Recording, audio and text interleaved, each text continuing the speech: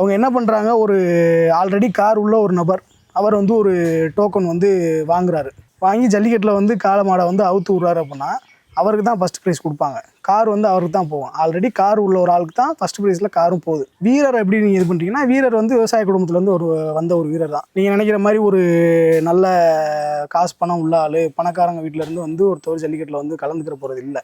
மாடு வேணால் வந்து கலந்துக்கிறோம், வீரர் யாரும் கலந்துக்கிற போகிறதில்ல. அந்த வீரர் வந்து கலந்துக்கிறாரு அப்படின்னா அவருக்கு கார் பைக் கொடுக்குறீங்க. அந்த கார் பைக்னால அவருக்கு எந்த பிரயோஜனமே கிடையாது. அவருமே அதை மெயின்டைன் பண்ணுறதுக்கு ரொம்ப சிரமப்படுவார். இதில் வந்து இந்த கார் பைக் கொடுக்குறதுக்கு பதிலாக வேணால் பசுமாடு, ஆடு, மாடு, கோழி அந்த மாதிரி கொடுத்தாங்க அப்படின்னா அவங்க குடும்பம் வந்து இன்னும் முன்னேறதுக்கான ஒரு வாய்ப்பு இருக்குது. இப்போ ஒரு சில இடங்கள்லாம் வந்து இடங்கள் தர்றாங்க, சின்ன ஃப்ளாட்டு அந்த மாதிரி, தங்க காசு, அண்டா அந்த மாதிரிலாம் கொடுக்குறாங்க. எனக்கு தெரிஞ்ச ஒரு நண்பர்கள்லாம் மாடு வச்சுருக்காங்க அப்படின்னா அவங்க வீட்டுக்கு போனோம் அப்படின்னா லாஃப்ட்டில் அந்த அண்டா எல்லாமே வந்து பயன்படுத்தப்படாமல் என் மாடு வாங்குச்சுன்ற ஒரு பேர்னால மட்டும்தான் இருக்குது. அந்த அண்டாவுக்கு பதிலே உபயோகப்படுற மாதிரி ஏதாவது ஒரு பொருட்கள் கொடுக்கலாம்.